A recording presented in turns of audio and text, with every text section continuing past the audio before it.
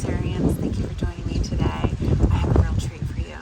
We were given access to David Austin's private gardens. So there is a door through the main area of David Austin that says private. I'm going to take you through there, and you'll get to see the roses that brought David Austin the most joy, that he wanted to see personally and not share with anybody else. Unfortunately, I didn't see any tags, so we're just going to have to take in the view and make guesses about what his favorite varieties were. But as we go through, you're going to see climbing roses on the outside of the building. I know that Graham Thomas is one of those roses. And then when we go through the next gate, you'll see the gardens surrounding a small reflecting pool. The peacocks are back there, and the peacocks you can hear throughout the entire garden, and it's a very distinctive call. So if you hear that noise during the David Austin videos, that's what it is. I hope you enjoy this tour of David Austin's private garden.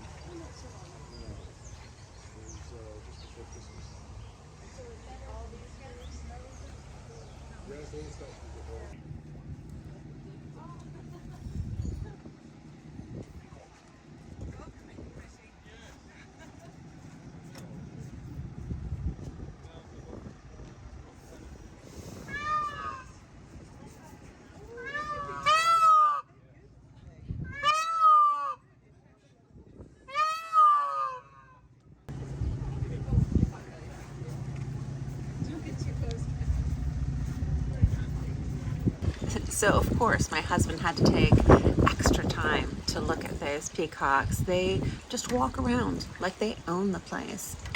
And they were of course looking for snacks on the table to eat. But I forgot to ask, how do they keep these peacocks in? I mean, they were in the private garden, and next thing I know, they're at the front by the parking area. So I'm not sure how they corral them in at night, but it was just a joy to see them. And I hope that you enjoyed the personal gardens as much as I did. So thanks so much. I'll see you in the next one.